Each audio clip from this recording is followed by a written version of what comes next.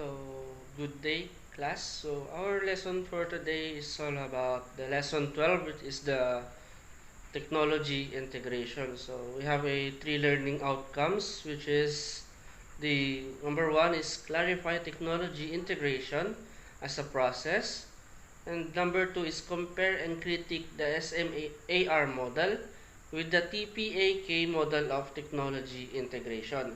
And the last one is relate the value of using technology integration models in designing learning activities.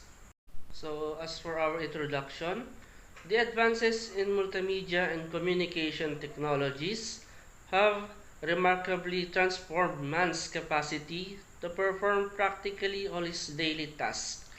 These phenomenal developments in information and communication technology have likewise altered man's ability to think and learn. Technology seems to dictate and shape our future to become productive and functional members of the global community. So the education sectors is quite slow in addressing the call to reinvent educational practices in tune with the digital language of the time. Technology continues to overtake education. Teachers and other educational practitioners remain helpless in their struggle to survive and remain effective inside the classroom. They cannot do the same thing and expect different results. They simply cannot continue teaching the way they were taught yesterday. So pre-service and all teachers in general should prepare not only to become technology savvy, but effective users of technology in the delivery of instruction.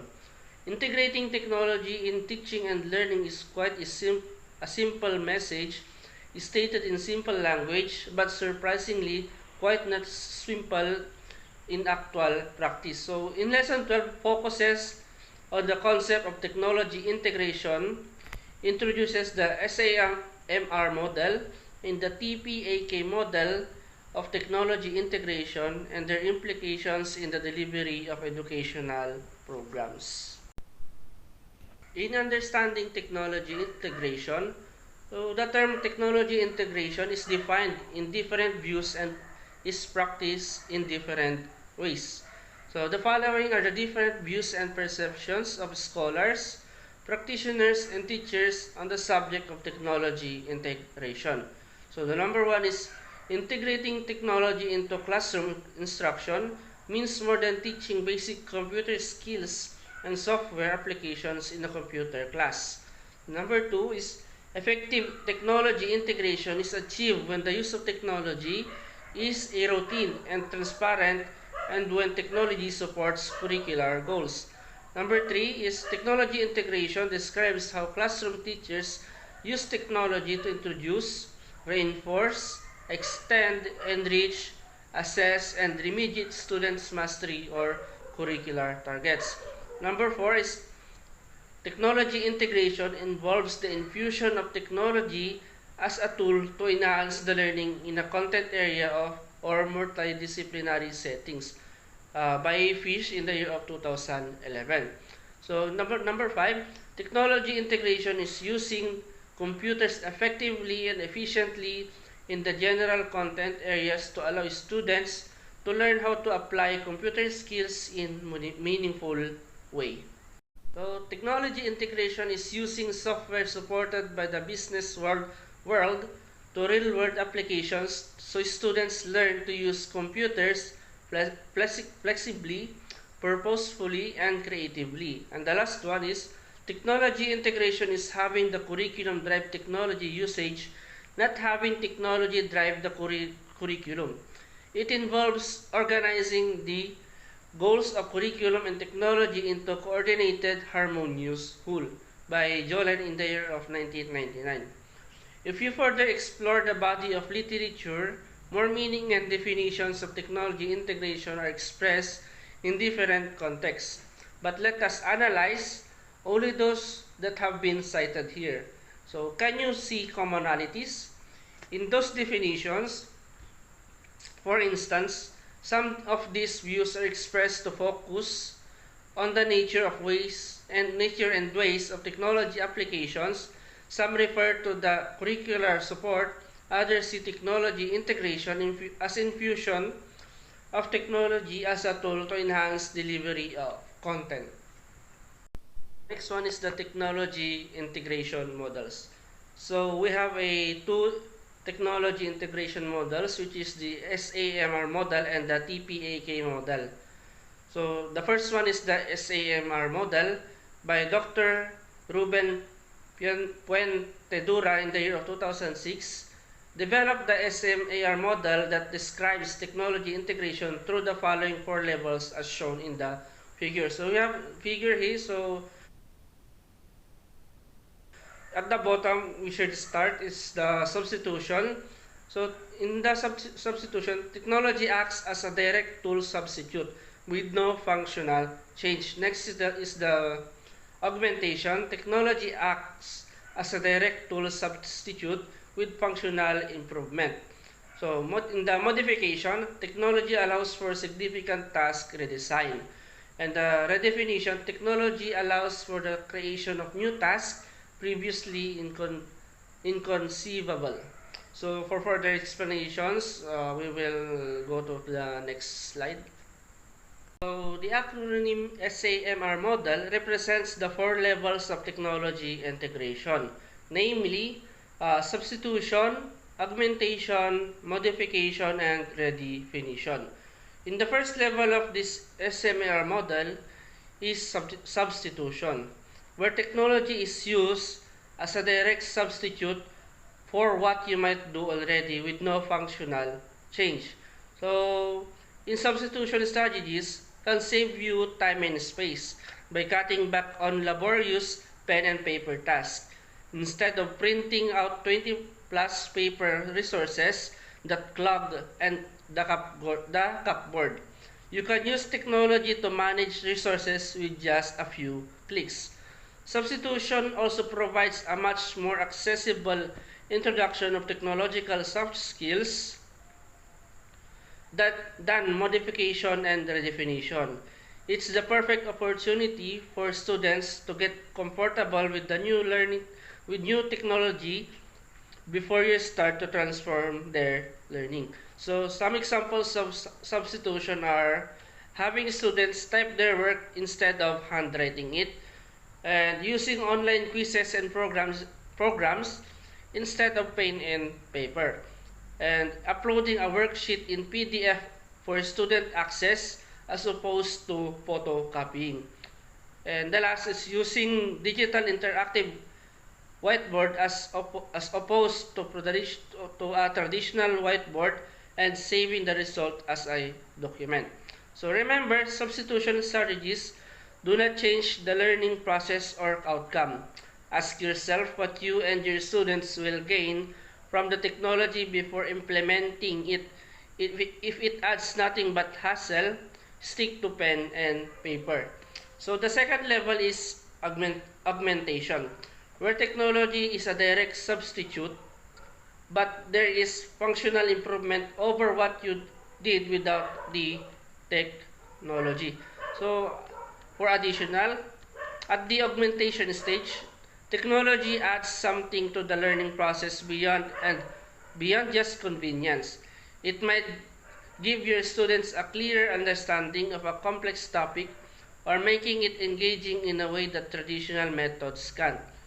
It also allows for the introduction for more independent and student-centric learning. By using technology as a source of information, students can start actively learning without requiring constant teacher-led instruction. So for the examples of augmentation is, students give more informative and engaging oral presentations accompanied by a PowerPoint or a Prezi containing multimedia elements, or students use the internet to independently research a topic as opposed to relying on teachers' input. And students use an educational technology program that gamifies curriculum content for student engagement and allows students to track progress in an accessible way. And the last is teacher instruction is supplemented with a video that clarifies a particularly hard to explain concept. The third level is modification, where technology allows you to significantly redesign the task. So for additional, at the modification stage, technology is used to design interactive and dynamic tasks that go beyond the limitations of a traditional classroom. So technologically modified tasks also allow students to generate inspired and innovative work that isn't confined to paper. Some students will jump at the opportunity to get in front of a camera, while others will do anything to make it onto the global athletics leaderboard. So, for examples is students produce podcasts summarizing a topic, which can then be accessed by other students as a revision resource. And students create an informative video presentation in place of a standard oral presentation. They can use their voice alongside a broader variety of creative multimodal components. And students use a technological tool that makes an abstract concept visible in a hands-on or in a responsive way. Like, for example, is voyaging on Google Earth to better understand measurement and geography. And the last level is the redefinition, where technology allows you to do what was previously not possible. In other informations, redefining learning has the potential to connect learning with the real world and produce authentic outcomes.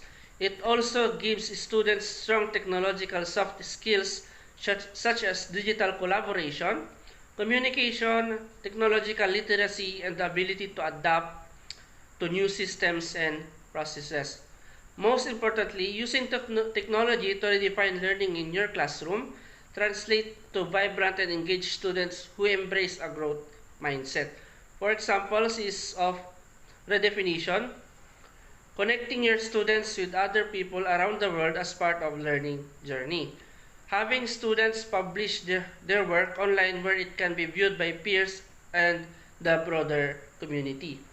Recording students as they deliver a presentation or practice a physical skill, then using this recording to prompt student reflection, and experimenting with tasks that use extensive multimodal elements. For example, is producing documentaries or short films, web pages, print documents with creative layouts. So, in using the SAMR model, teachers are encouraged to move beyond the substitution and augmentation levels toward the modification and redefinition levels, which aim for transformation. The SAMR model is quite simple and easy to follow, especially for novice and pre-service teachers.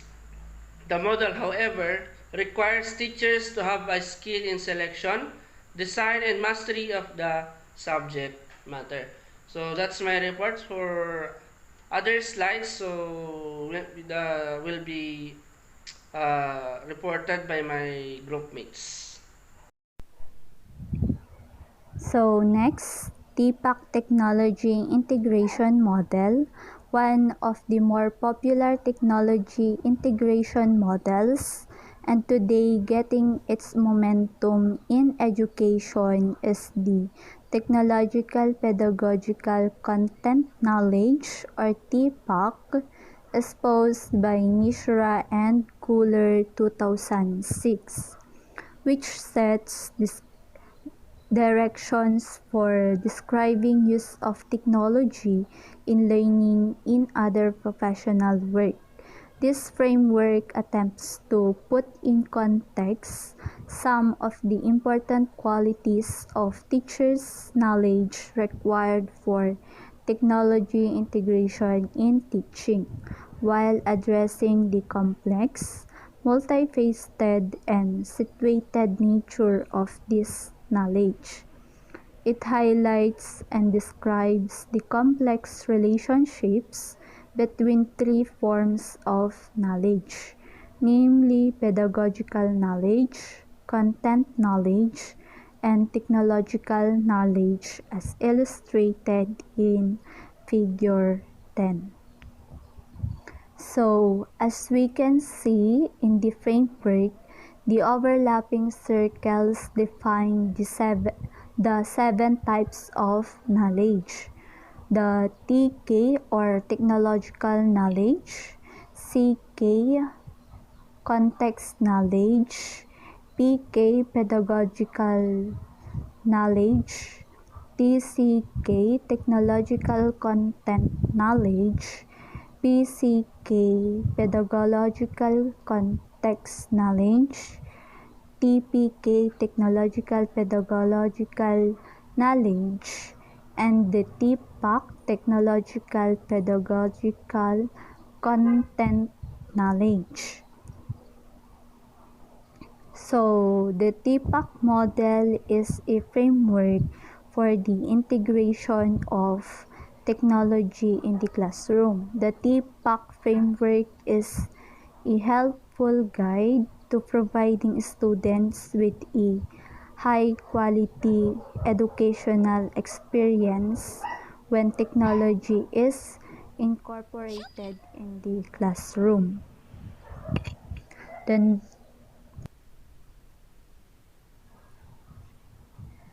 in the TPAC model, the intersections of the circle are important, and they suggest that teachers need to describe what part of the model any idea for using technology in the curriculum is addressing. Not all ideas may be in the middle of the diagram. So the first is content knowledge, is about the subject matter from curriculum documents and the deep learning of concepts, as well as the higher order thinking and high level communication and other processes in the curriculum. So the content knowledge is it is a teacher's knowledge about the content or the subject area to be learned or taught. Next, pedagogical knowledge is about the strategies and techniques used in classrooms and other learning situations and environments to ensure curriculum goals are met. The PK, it is the teacher's knowledge about pedagogy, including practices or methods of teaching and learning. Next, technology knowledge is about the digital and non-digital technologies and tools we use in the classroom. A TK, it is the knowledge about technology, including thinking about and working with technology tools, and resources.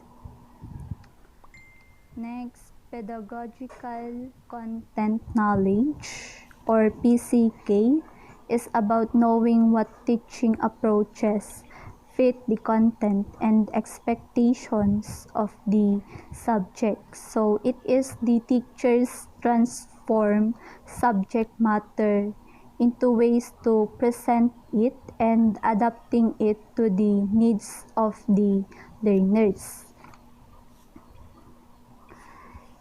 In the TPAC framework, technology knowledge or TK can combine with content knowledge or CK to form technological content knowledge. TC or TCK, technology knowledge and pedagogical knowledge can form technological pedagogical knowledge, and pedagogical knowledge and content knowledge can form pedagogical and content knowledge, or PCK. Combining all three knowledge, or TPC, can form technological, pedagogical, and content knowledge, or TPAC. Next, technological content knowledge, or TCK, is about interpreting your curriculum through a technology lens and to consider the impact of technology on what is changing in your curriculum. So teachers understand the impact of technology on the practices and knowledge of a discipline, using appropriate technological tools for educational purposes so that the content can be taught effectively. The next, technological pedagogical knowledge, or TPK, is about the special pedagogical considerations for using technology within your teaching strategies, or perhaps for considering new pedagogical approaches afforded by the qualities of the software. What new things can you do pedagogically? Consider a specific teaching strategy that can blend well with a particular instructional software. So, in the TPK, teachers understand how teaching and learning can change when particular technologies are used in a particular ways. The next, TPAC is a way of describing how technology, pedagogy, and content fit together to enable powerful learning. By TPAC model ND. So TPAC, the basis of effective teaching with technology, requiring an understanding of content knowledge and pedagogical knowledge. So the summary of TPAC technology integration model is a technology integration framework that identifies three types of knowledge instructions need to combine for successful educational teaching integration. The technology. Next, there are 6 benefits of effective technology integration. When technology is well integrated in the curriculum, its tools and resources provide learners with extended learning opportunities in formidable ways. The first are access to up-to-date primary source material. Second, methods of collecting or recording data. Third, ways to collaborate with students, teachers, and experts around the world. Then fourth, opportunities for expressing understanding via multimedia. Then 5, learning that is relevant and assessment that is authentic. And last, training for publishing and presenting their new knowledge. What is successful technology integration? Good day everyone. This is the continuation of our report, The Levels of Technology Integration. When a teacher begins to integrate technology in teaching and learning, the first and foremost consideration is to decide which of technology will best deliver his lesson. In selecting the appropriate technology, a novice teacher might choose the material in terms of its ease in preparation and the technology skills needed to facilitate use of this particular material. As you have learned from the TPAC model, this is just one aspect and the process of integrating technology in the teaching and learning process. And of course, the rest such as knowledge of pedagogy and content are equally important. In the figure shows a technology integration matrix that will show the progression of the technology utilization in the learning environment. And the next, levels of technology integration in the curriculum. The first, active. The entry, information passively received. The adoption, conventional procedural use of tools. The adaptation, conventional independent use of tools, some student choice and exploration. The infusion, choice of tools and regular self-directed use. And the transformation, extensive and conventional use of tools. And next, collaborative. The entry, individual student use of tools. The adoption, collaborative use of tools and conventional ways. The adaptation, collaborative use of tools, some student choice and exploration. The infusion, choice of tools and regular use for collaboration. And the transformation, collaboration with peers outside resources and ways not possible without technology. And next, constructive. The entry, information delivered to students. The adoption, guided, conventional use for building knowledge. The adaptation, independent use for building knowledge, some student choice and exploration. The infusion, choice and regular use for building knowledge. The transformation, extensive and conventional use of technology tools to build knowledge. And next, authentic. The entry, use unrelated to world outside of the instructional setting. The adoption, guided use and activities with some meaning context. The adaptation, independent use in activities connected to student lives, some student choice and exploration. The infusion, choice of tools and regular use and meaningful activities. The transformation, innovative use for higher order learning activities and local or global contexts. And the last, goal directed. The entry, direction given step-by-step task monitoring. The adoption, conventional and procedural use of tools to plan or monitor. The adaptation, purposeful use of tools to plan and monitor, some student choice and exploration. The infusion, flexible and seamless use of tools to plan and monitor. And the transformation, extensive and higher order use of tools to plan and monitor.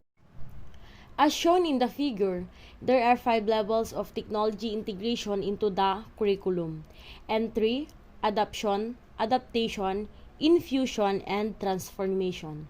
In each level of integration, you can see the specific description or task the students are engaged in. For example, in the entry level, if we look at inactive learning environment, it says that information is passively received by the students. When we move to the adoption model, it describes the conventional use of tools. In the adaptation level, there is a conventional independent use of tools, some student choice and exploration. When we move further in the infusion stage, it describes choice of tools and regular self-directed use. And finally is the transformation level, where it shows the extensive and unconventional use of tools in an active learning environment. You can continue to ponder on this matrix, and you can observe how each level of technology integration shows that corresponding demonstration of students in a particular learning environment. In summary, this technology integration matrix highlights the 5 main purposes of technology integration to help students become more active, collaborative, constructive, authentic, and goal-oriented. Each of these areas is broken down into the levels of integration in a learning environment, and therefore, it is an excellent roadmap for setting directions in your technology integration practices, ROA 2004.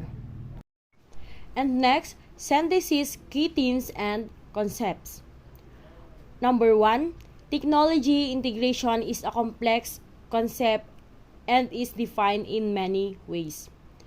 Next, integrating technology into classroom instruction means more than teaching basic computer skills and software applications in a computer class.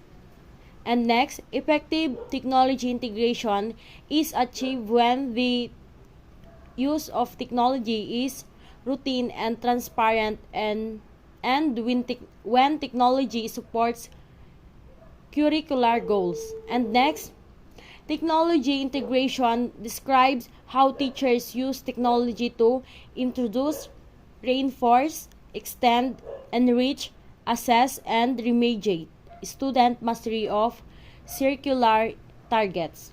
And next, technology integration involves the infusion of technology as a tool to enhance the learning in content area of multidisciplinary setting. Next, technology integration is using software supported by the business world for real-world application, so students learn to use computers flexibly, purposefully, and creatively. And next, technology integration is having the curriculum drive technology usage, not having technology drive the curriculum. It involves organizing the goals of curriculum and technology into a coordinated, harmonious whole. Julian 1999. And next, there are 2 models cited in this lesson: the SMAR model and the TPAC model.